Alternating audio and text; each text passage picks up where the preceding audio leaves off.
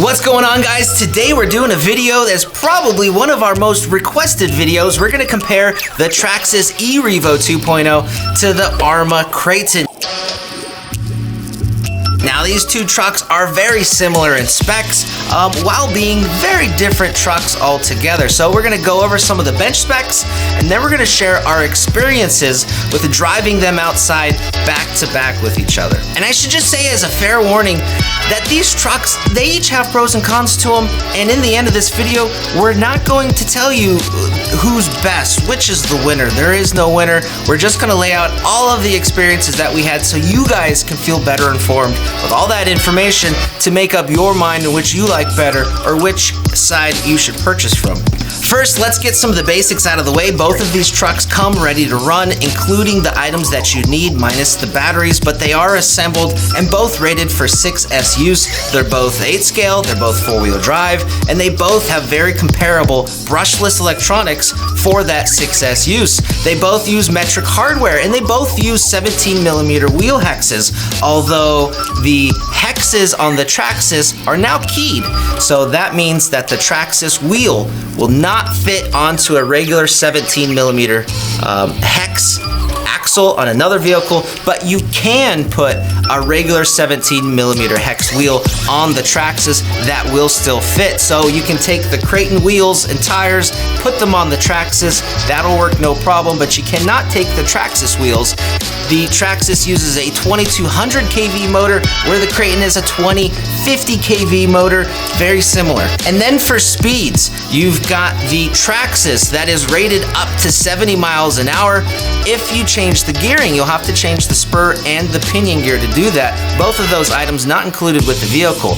Out of the box, it is rated for 50 miles an hour on 6S use. Now with the KRATON, it's rated for 60 miles an hour if you use the optional pinion gear, and that is included with the vehicle, but as it is out of the box, it doesn't do 60. So top speeds are probably pretty comparable with these two trucks, but they are rated for much faster, but you'll have to change some items.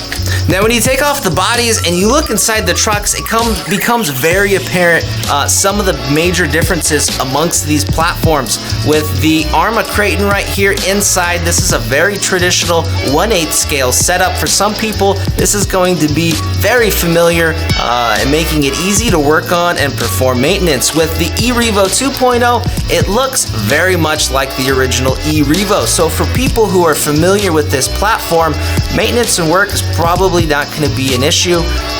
For people who are brand new on this platform, it may be a little bit of a learning curve, but that's the same for people who are new for an 8 scale platform. So this is a major difference inside the vehicles, and that leads us to another really big difference, where the E-REVO right here requires the use of 2 batteries. You cannot use a single 4S or a single 6S.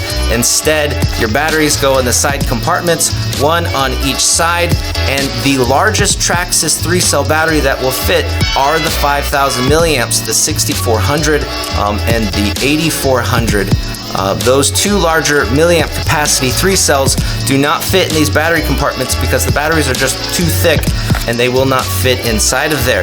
Where here on our Arrma KRATON, the battery compartment's a little bit more flexible, and we can use either 2 2-cells or 2 3-cells, or 1 big single 4-cell or a single 6-cell. Now, another really big difference between these vehicles that's kind of obvious is the suspension setup. The shocks are kind of inboard here on our E-REVO. Well, on the KRATON, again, it's kind of a standard 8 scale setup with shock towers on the front and back and big shocks. I have no preference for either of these setups, and when it comes to performance, they both seem to perform very well. You just have your shocks hidden and very stealthy on the E-REVO, and it's kind of gets the weight a little bit lower without having big tall shock towers. But there's really no complaints against the Arrma method, which is the traditional 8 scale way to go. The E-REVO just does it a little bit different, and it's obvious, but as far as performance, I personally couldn't tell a difference. Showing the underside, our Arrma over here uses that big aluminum chassis, very traditional. Our E-REVO 2.0 has a different setup, and it has a lot of composite parts under here, keeping our drivetrain all sealed, which makes a big difference when we went out and drove and bashed around a little bit. The E-REVO 2.0 stayed relatively clean inside, where the Kraton tends to pick up a lot of leaves and debris, although that didn't cause us any issues. It just tends to collect inside. And to finish this off, there are a few other little features that the E-REVO has. It has the self-righting feature from your transmitter. You can hit a button and the truck will self-right and flip itself over, which can come in really handy when you're pretty far away from your vehicle. The E-REVO is also equipped with TSM. It has a TSM receiver that has a gyro inside. That's what allows the self-righting feature to work. And then lastly, the E-REVO 2.0 uses a body clip-less body, where you have this different attachment system. It's very similar to the X-Max, but on the Kraton, although they do use body clips, they are attached with these little bungees right here. It's pretty slick, so your body clips are never lost. And then inside, I think there's some other little details like these sticker strips they put on the side of the body to help prevent it from wearing. So those are kind of some nice little features that they did to the Kraton. So what are these trucks like to drive? They're a blast, but there is one major thing that stood out when we drove them back to back, and it's just a tuning feature. The Traxxas E-REVO in the center differential is equipped with 20 million weight diff fluid. That is a very thick, tacky fluid that is not going to move very much. The Kraton, on the other hand, it's kind of unclear what is in the center differential. I think it's probably just grease. It may be some sort of oil, but I couldn't find that information, but it is very thin. And immediately, the first thing you notice between these trucks is that the throttle response on the E-REVO is very aggressive. It's very extreme and powerful, where on the Kraton, our center diff slipped like crazy and we were losing tons of power.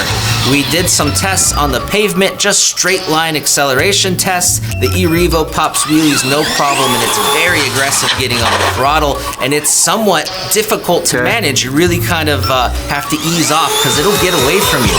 The Kraton, on the other hand, doing the same test, straight line acceleration on the pavement, because it diffs out, it's a very smooth acceleration. It is not aggressive at all.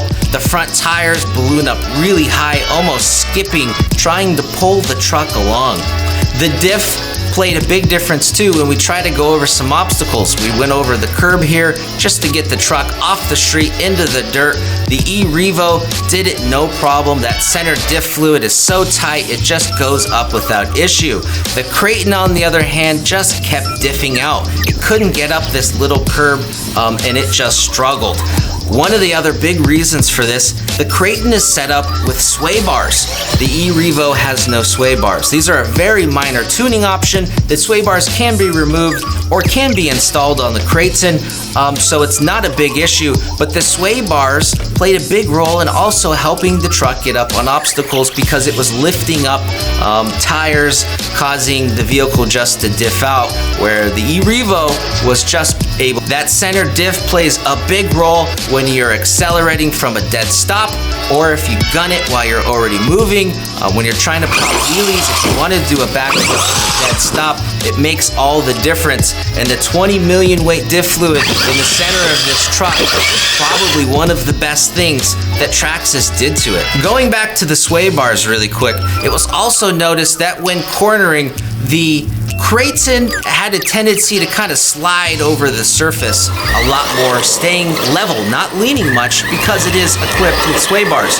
The E-REVO, on the other hand, had a tendency to lean a lot and kind of dig into the soil, like the tires were really gripping hard and just laying down power. The sway bars have a lot to do with that on the Kraton, and again, they can be removed very easily.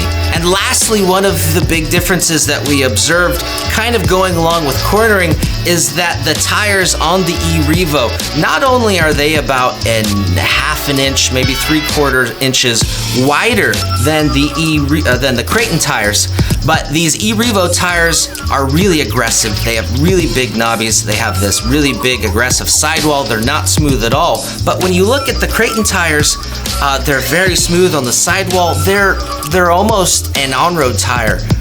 If you guys have seen The Outcast stunt truck. Look at the tires on this thing. The tires that come on that Outcast stunt truck would have done this truck a lot of good. I'm not sure why the Kraton has on-road tires on it, but I prefer those big knobby tires on the Outcast. So with all of that said, the differences that were brought up here in the experience outside are things that can be changed, updated, fixed really easily. So what if we change some things? What if in this Kraton we put in some really heavy diff fluid and try it out and try to lock up that center diff very much like the E-REVO 2.0. And then what if beyond that, what if we put on the Outcast tires on the Kraton, getting rid of these on-road tires, and then what if also we took off these sway bars, allowing the Kraton to lean and roll and give it some more maneuverability out there? I think we should do that. Alright guys, it's been a little bit of time and our Kraton has been switched over. We added our Outcast tires, we removed the sway bars, and then in the center diff we added in this team associated 1 million weight fluid. We were going to use the Traxxas 20 million weight, but it was sold out unfortunately and not available. So this 1 million weight is still really heavy and tacky, but not quite as much so. But the difference was light and day. The front end doesn't diff out nearly as much. You'll see on the concrete, the tires don't balloon as big, the truck accelerates really well, squats well. The only disadvantage it had were these knobby tires on the pavement don't work well at all, but that's okay, these aren't really designed for the pavement. When you get onto the gravel road, it also hooked up really well, popping wheelies more easily than before, and with the throttle response feeling much more aggressive than before as well, because before it felt a bit numb and much smoother on the power, but now it's got more of an aggressive hit to it with the 1 million weight diff fluid. Now you remove the sway bars and the truck really leans and maneuvers and kind of dips in and out of the turns. On that curb experiment when we tried to go up, the truck did better than before, but the front and rear diffs were diffing out a little bit, and in testing it, the front and rear differentials on the E-REVO 2.0 are much thicker than the front and the rear differentials on the Kraton. So that plays a big role in that particular test. But ultimately, without the sway bars, the truck just has a bit more character.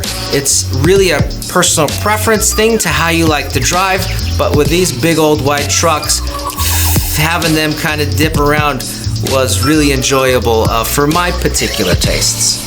So in conclusion, I don't think either one of these trucks is better. They're both fantastic trucks, and anyone who owns either one should feel very fortunate and lucky to have such a cool RC truck, because ultimately these are really high performance all-terrain vehicles, and whether you pick this one or whether you pick this one, they're both just different roads taking you to a good time. If you guys have questions on either of these trucks or any other RC stuff, you can go ahead and leave that for us down below. And if you want more info, we'll have links down below for you too. My name is Brett with AMain Hobbies. Thanks for watching. Perfect, like.